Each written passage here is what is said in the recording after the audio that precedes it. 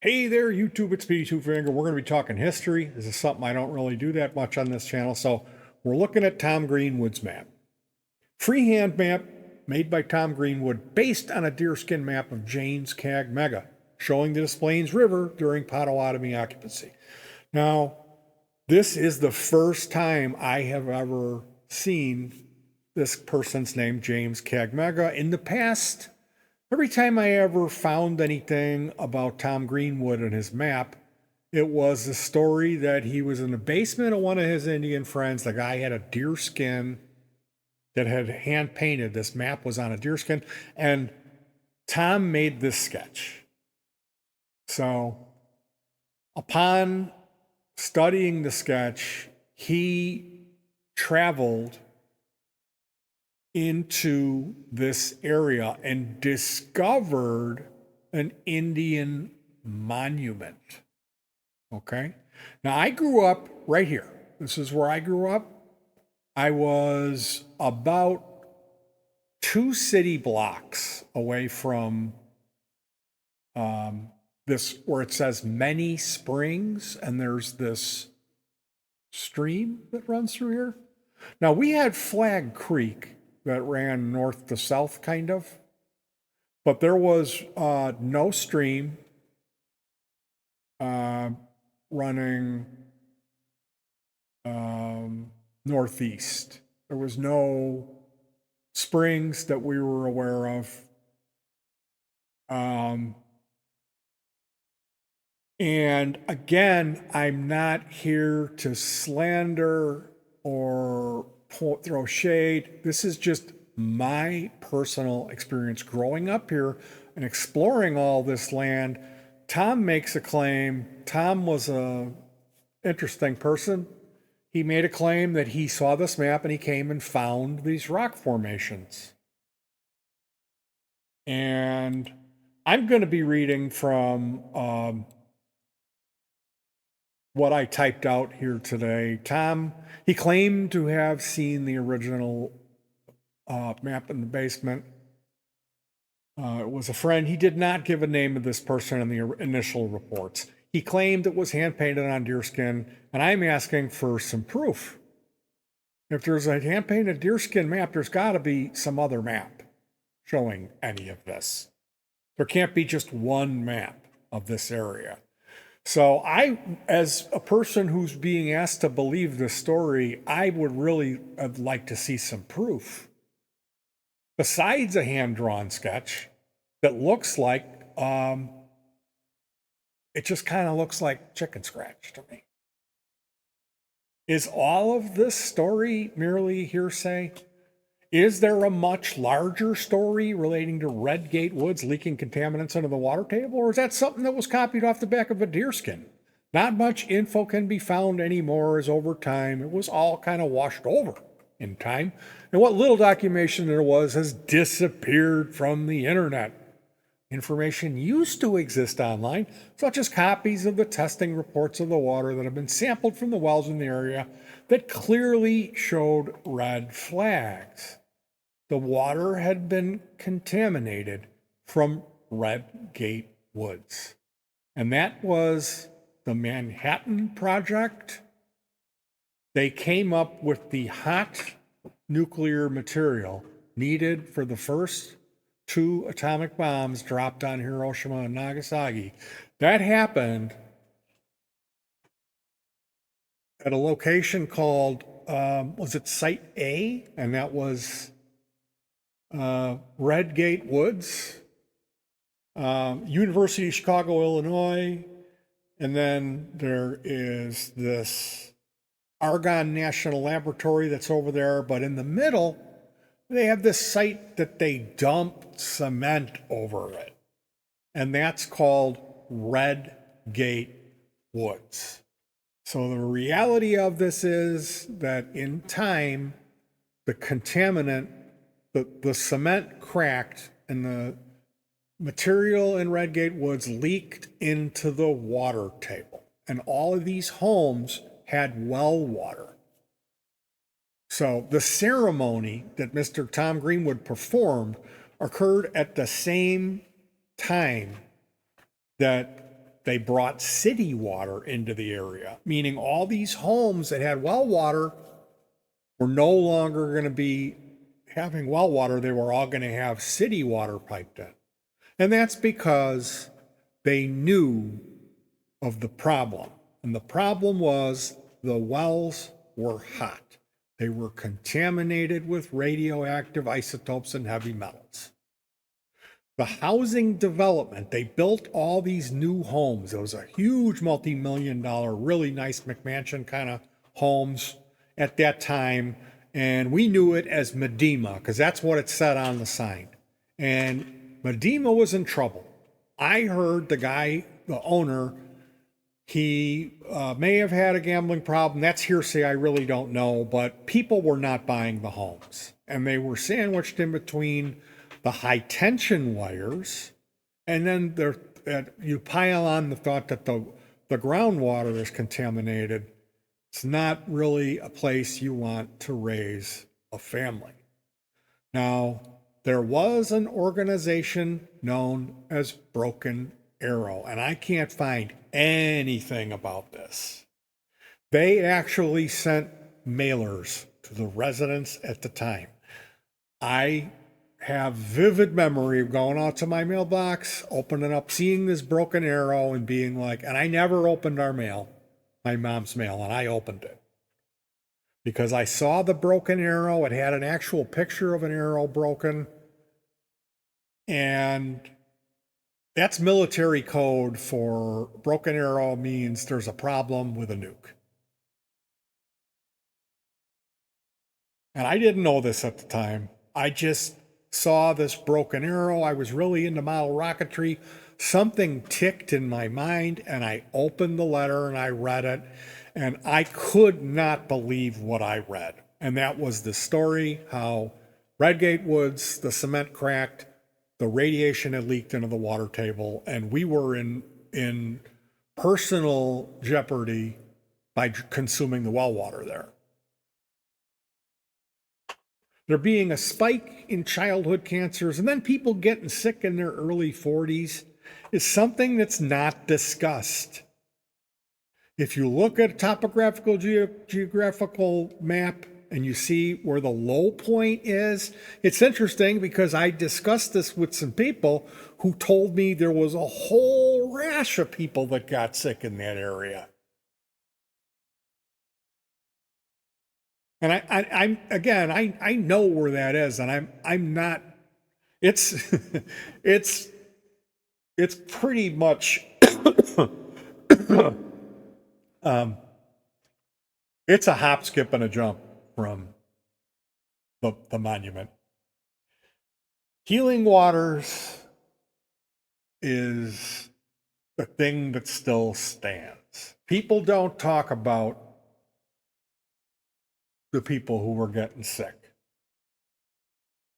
Now, at that time, when the construction was done, initially, the first batch of houses that went up, either they did not account for the GL re-engineering of the landscape, or they didn't want to spend the extra money to deal with it.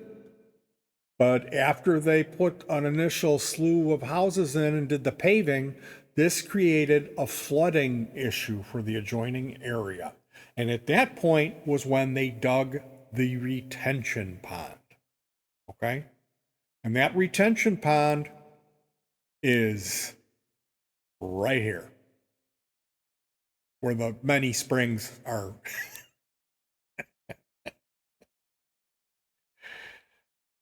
There was no water in that area. Now,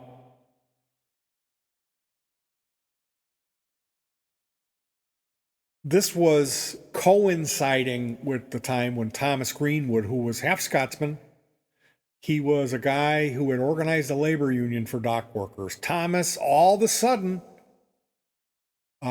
they made this announcement, and people gathered as Thomas appeared and did a literal song and dance routine for the people. Thomas was claiming things that have been passed down and become history. The problem is, I grew up in that area.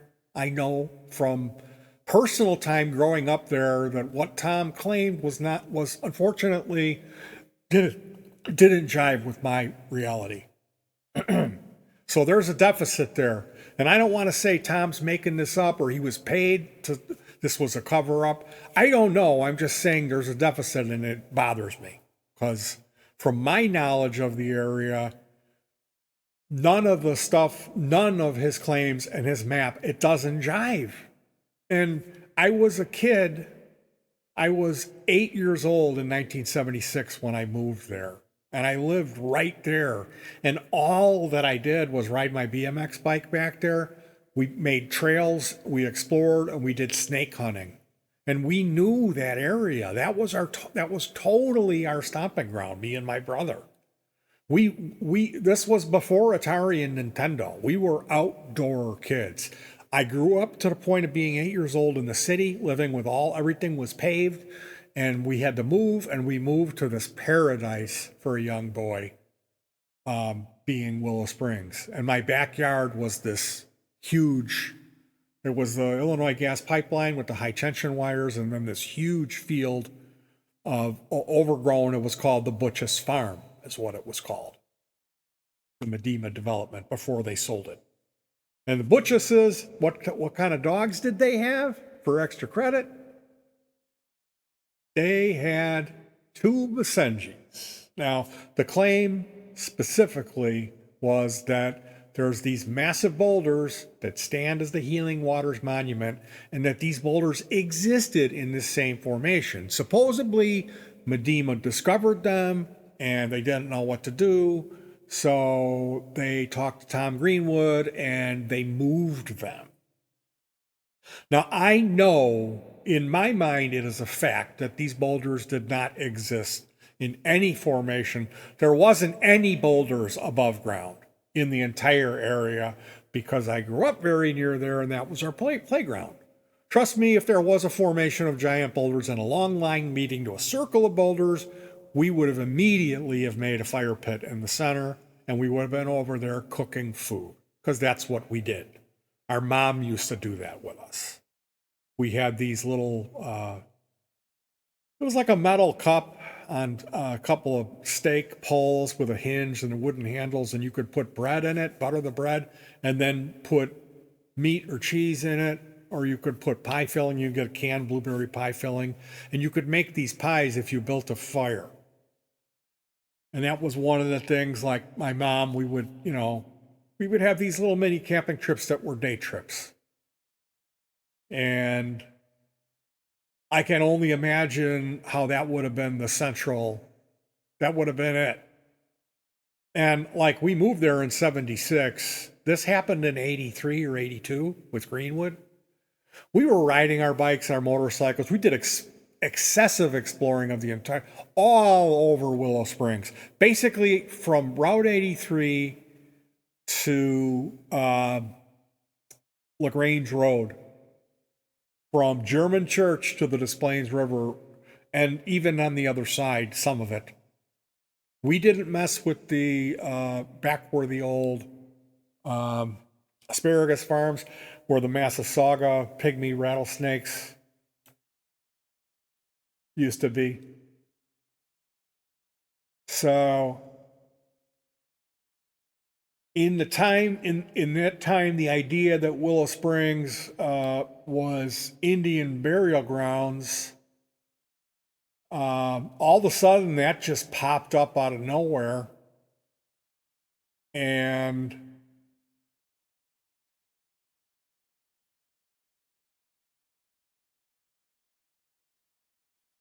it is of my strong opinion that those boulders that are on display, they were removed from the land where the retention pond stands.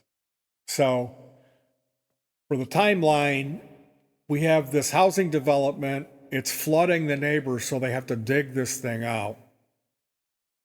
You have to dig this huge pond. This massive amount of earth has to be moved. And the glaciers that came through here at the end of the last ice age deposited some really huge stones not the flagstone at the top, but some really big stuff. Um, and those rocks, when they pulled them out of there, they lined them up in a line and then made a circle with them. And the claim was that they had moved them from another location. I don't believe that. I do not believe that at all.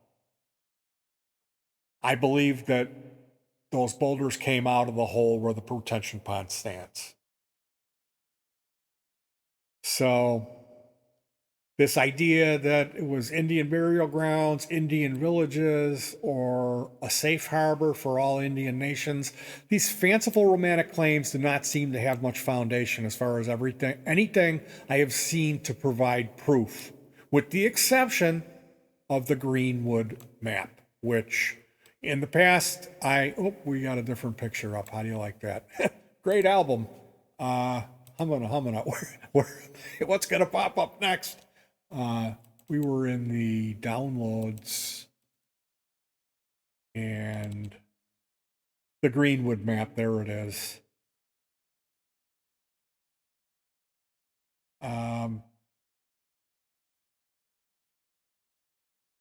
So this idea that Willow Springs is the land of the healing waters, when really it's the land of the contaminated hot radioactive water.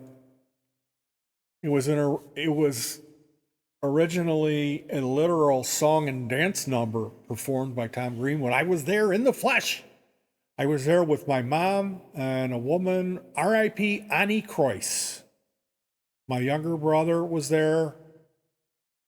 My mom and Annie were praying in tongues and rebuking the curse that Tom Greenwood was putting on the land.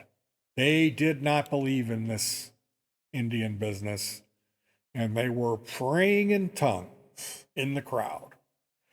So I saw Greenwood pull up in what my memory tells me was a maroon Lincoln Town car. He got out of the driver's seat in jeans and a t-shirt. I think he had a black and red checkered flannel. This is my memory of what he wore. He removed his clothing and he stripped down. He donned a feather headdress. He produced a drum and he began chanting and beating the drum and dancing.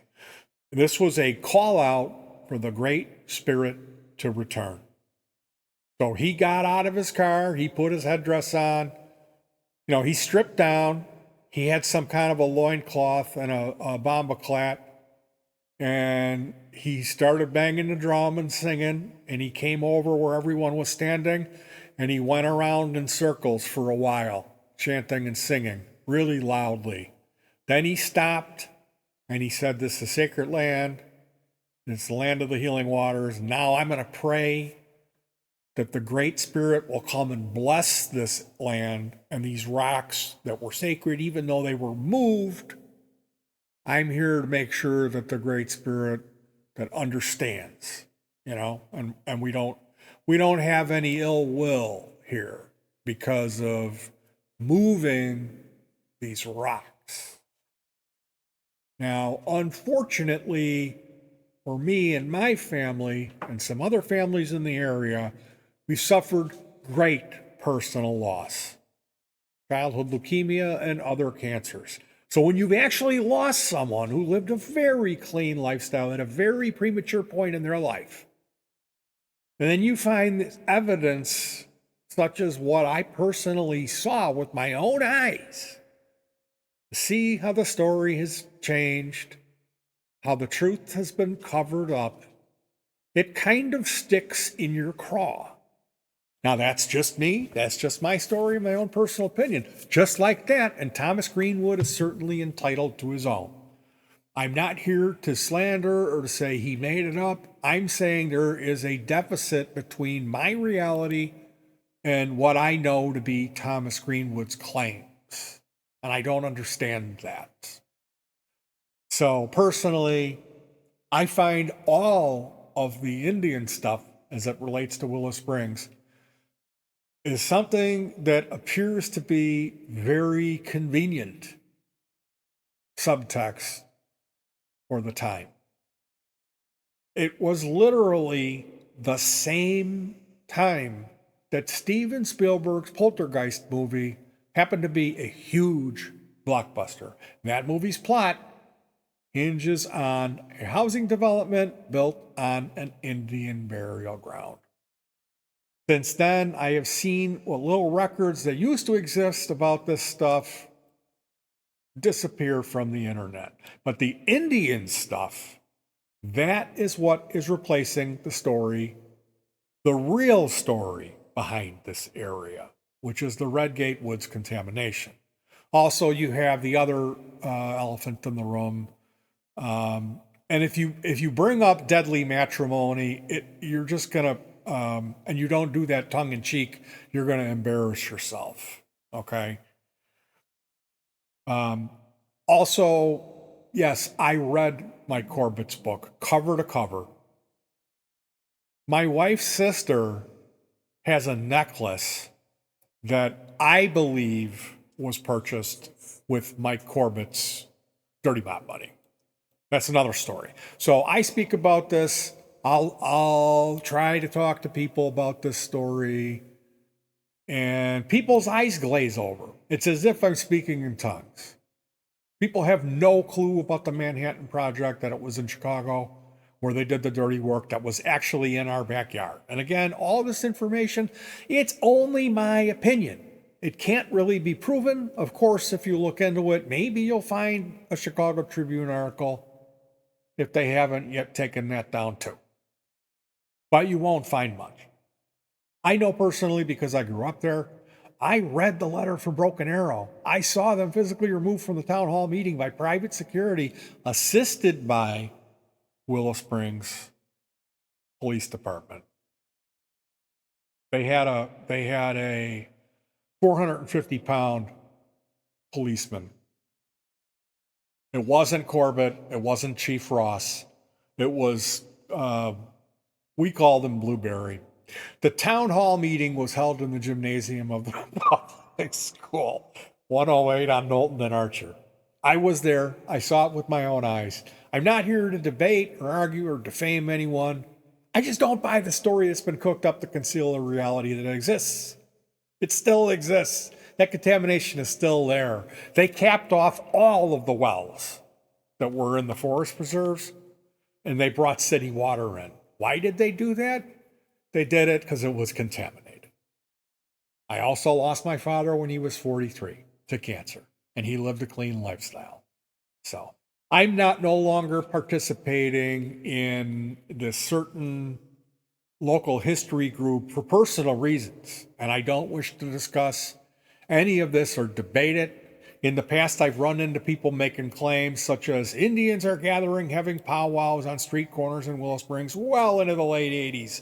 And I do not wish to debate with people who are hanging around in children's cemeteries with baby monitors trying to speak to the deceased. I will just like to say this: for every half dozen self-appointed experts, there might just be one person still around who knows the truth relating to things from the past, such as this story. So be careful who you listen to. I found about life that there's always at least two sides to every story, and that's the problem. If you're claiming to be an expert, but you're unaware of the truth, and again, the word expert is dubious to me, because how can one truly know everything there is to know, especially about the past, and especially if you weren't there at the time? So somebody who's doing archaeology and they're doing it from what they've read people have written down, I don't buy any of it. And I find it very challenging to trust any map. Any map. So you kind of, if you're in the position of other people are going to look at you as an expert, be careful making blanket statements. telling people this didn't exist or that did exist, especially when people have huge financial stakes to create an agenda and reform history. The truth is, we've been lied to. That's the only truth that you can bank your money on. We have been lied to on many levels. When you find actual proof of that, well, the best thing you can do is keep it to yourself. At the same time, at the same turn, keep in mind who you're appointing as the expert, even in your own mind. Someone who wasn't around but will straight up to deny the existence of things that do exist and confirm the existence of things that have been created in order to deceive. Well, that might not be the type of person that's worthy of so much accolade. And in specific, I'm talking about this map. So, as far as the Willow Springs, more recently, I'm not so sure about what's been going on in that area, but I know in the past, in the 90s, there was this trend, this ghost hunting thing where they would do tours, haunted Chicago, and they would take people over on Archer. They would talk about Resurrection Mary. They would talk about Al Capone's tunnels, and then they would drive them over to German Church Road to show them the site where the Grimes sisters' bodies, that tragedy, these two young girls that disappeared in the city, and they found their bodies dumped in German Church Road.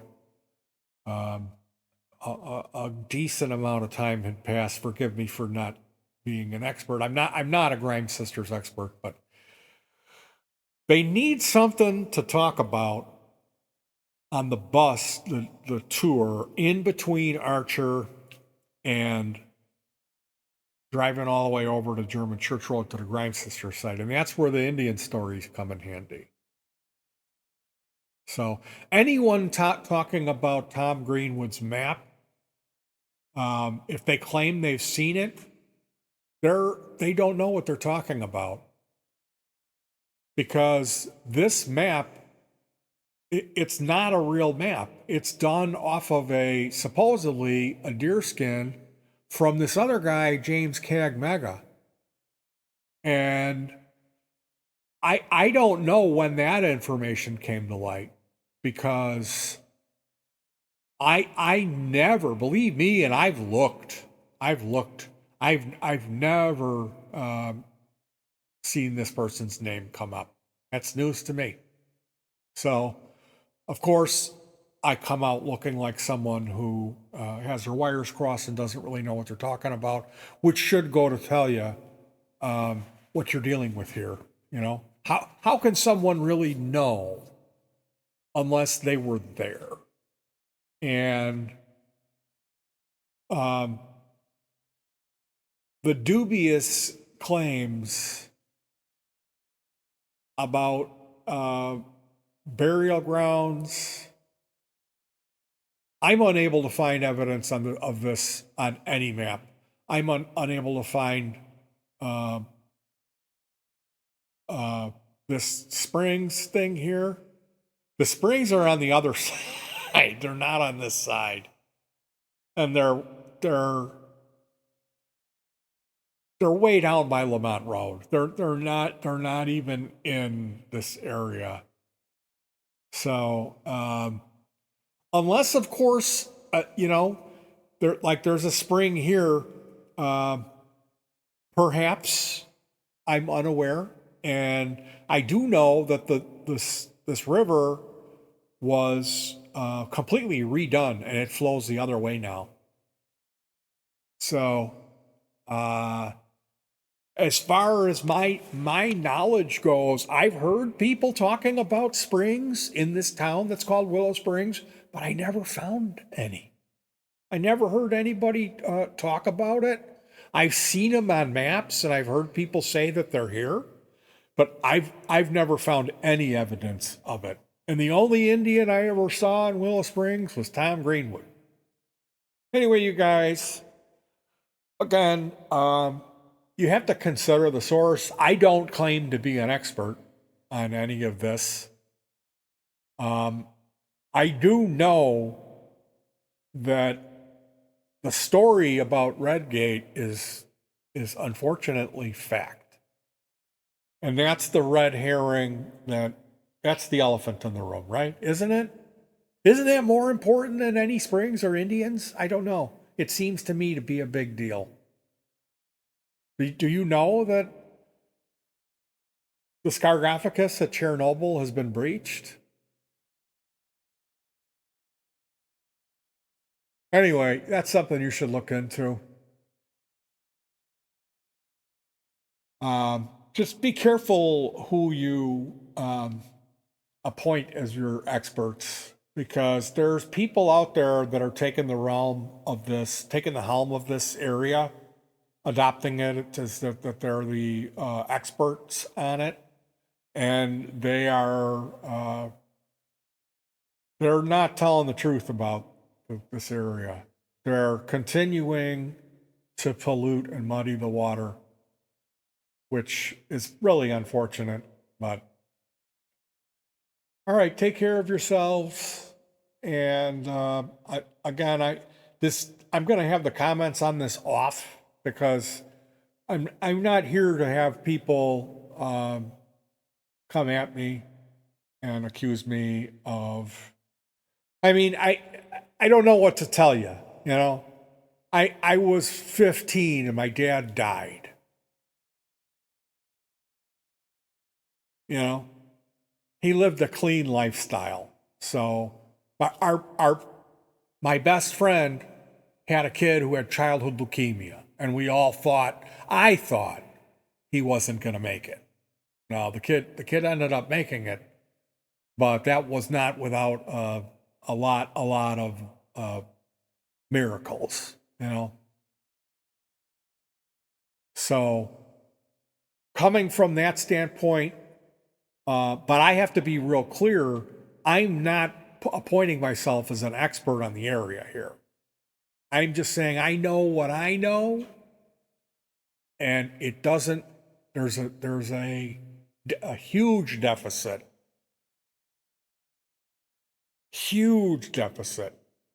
looking at this image here.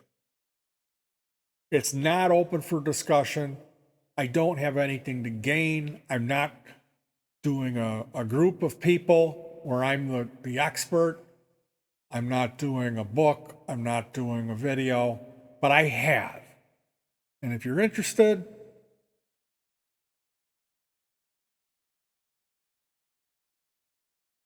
well, as a matter of fact, I'm not even gonna talk about that. There's some things that are better left kept secret. BitChute.